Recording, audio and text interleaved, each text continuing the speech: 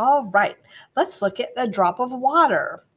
So we looked at this book this week, and we talked about how the visuals being very close up and being photographs instead of illustrations really added to the text.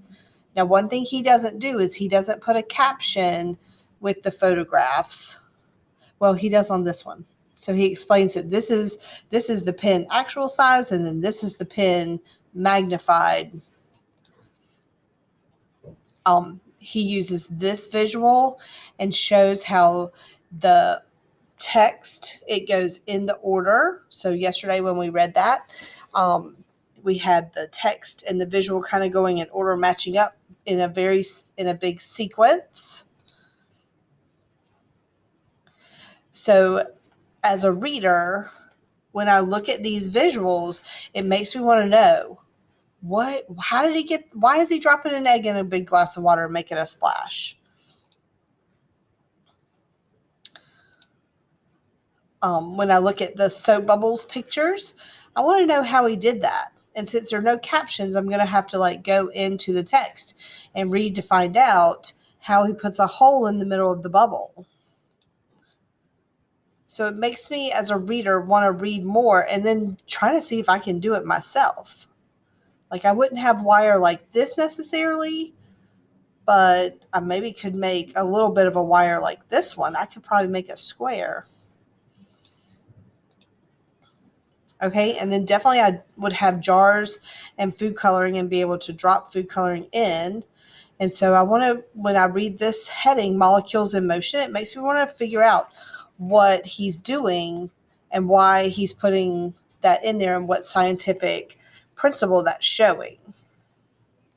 Another thing we talked about the other day was how the colors in the book were very much grays and whites and blues, and there's not a lot of extra. They're either really zoomed in like this one, or they're showing something that's happening in sequence. So from the first moment you drop in the food coloring to the last. Okay, one more. So this one's about the ice. Just try to see if there's anything else.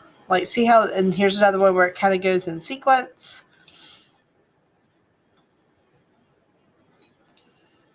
So, I'll go back. So on this one, he's got the faraway view. He shows what the whole experiment looks like.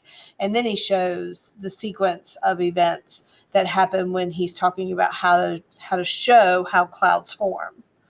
Okay, let's go to the next book, The Great Fire. So this one, Jim Murphy, he had a few photographs, but so here's a photograph, and he does put the captions underneath, but he also has those illustrations because at the time that the Great Chicago Fire happened, the camera wouldn't have been as widespread use. And it was also a pretty cumbersome, it wasn't very portable. So a lot of newspapers and things that he would have pulled his images from, he has to pull his images from history. So whereas Walter Wick he created his images in his studio, Jim Murphy is having to go back into newspapers and magazines from the time and pull historical photographs out. So this is a photo that was from back when the fire, right after the fire happened or before the fire happened. And it tells you where if you look real closely right here, it says author's collection. And so that visual was pulled from someone else created that, and then he used it in his work. Then we also talked about, for him, the use of maps and how the map really showed the spread of the fire throughout the story. Trying to see if there's anything else. I think the images like this show a sense of drama. And so when you look at this text, it really makes you want to find out what's happening to this family. Why are they having to drop their family members out of the windows? Why are they jumping? And so when we have those images, it creates a sense of drama. We look at this, that's a dramatic image. And so this came from Harper's Weekly in 1871. So this picture was actually drawn in 1871.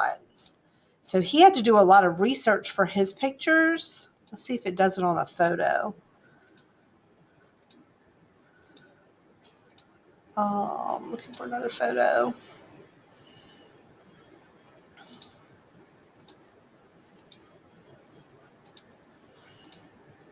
Yeah, there's got to be another one.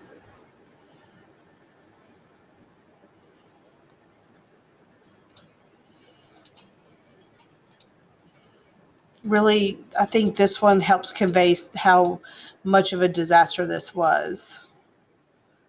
He even has this kind of visual where these are like the headlines from all the papers around Chicago. So here's a photo. So after the fire, the photographer could have set up a camera, and if you think about those old-timey cameras that are on like a big box, and the photographer would cover himself up and then have the tripod underneath. So he would have to expose the film for a while to be able to capture the image.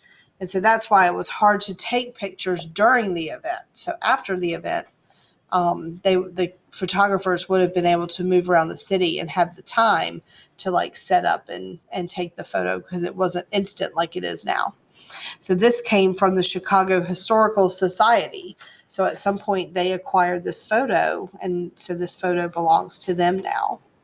Okay, let's look at another one. Let's look at On Top of the World. And I talked about these illustrations a little bit earlier too.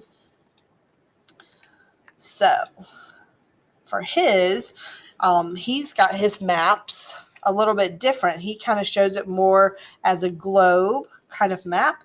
We have this like cross section right here that shows how the Himalaya mountains are created, where we've got the subcontinent Asia kind of pushing against each other.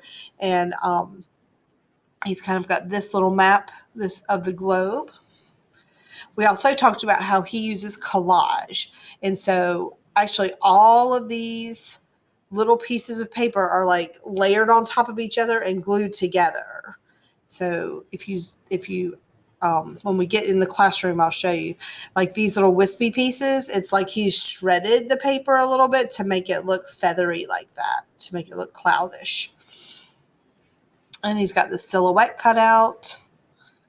You can see how the paper's kind of crinkly and bubbly in some spots to give it some texture. I saw this too. Like he used some kind of like paper that had a pattern on it, so that he cut that out, and it kind of looks like the blanket that would be behind your head on the airplane. Okay.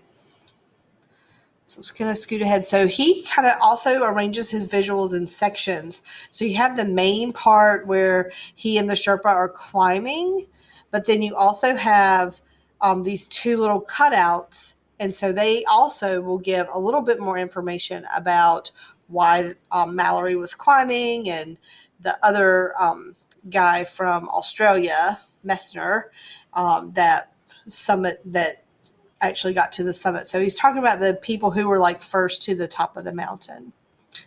This is always a favorite page of mine because it shows all the tools and equipment that you would need to bring with you. And so it's almost like a little diagram or a little list of things that I would want to carry with me.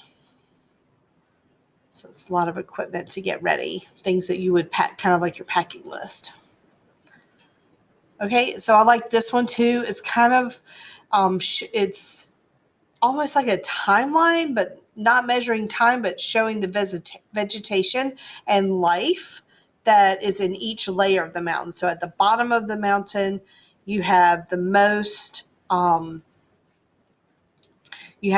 vegetation, most animal life. until you get all the way to the top, and he talks about the temperature and the elevation, and so how the terrain would change the higher up the mountain you go. So we've got some more cutouts and insets.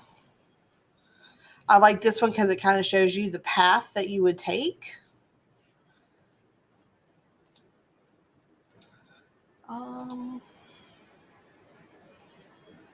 This one's very graphic with the frostbite and how it will actually like deaden the tips of your fingers because they're so cold. Just like all the layers, how he just used the paper to make the colors. It's pretty vibrant. He's got kind of a diagram of all the mountains. So like the highest mountain from each continent. Okay, so those are kind of his visuals. And then the last set of visuals we're going to look at are Kristen Joy Pratt's. And if you remember from my introduction a while back to all the books, she was 15. She was a freshman in high school, and her teacher gave her an assignment to make a report about the rainforest. So Kristen Joy Pratt sat down and made an alphabet book of all of the continents, and she drew out all these illustrations. So we start with a map. She shows where all the rainforests are. And then, for each letter of the alphabet, she drew a picture of that animal kind of in its habitat. And so let's see if I can zoom out a little bit. You can see on some of them, you can see like her marker strokes that so you can like see how she actually like has the marker design on her paper. So like how each illustration kind of has this illuminated letter, and then she has this pretty image of the bird. I'll zoom back out.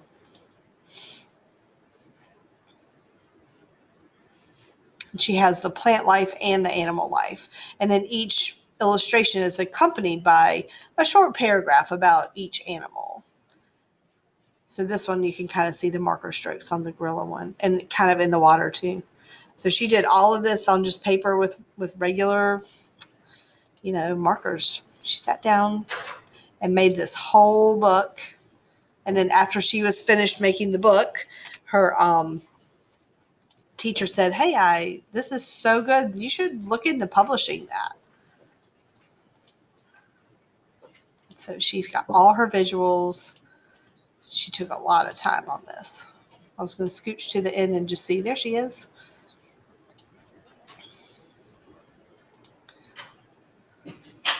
So she did this kind of as an independent study. I guess they were talking about biodiversity and plants and animals in the environment. And so it says even when she was 8 years old that she was working hard on thinking about these kinds of topics. So that's kind of something, think about that. Something that you do in my class this year may translate to something you do later on in another teacher's class.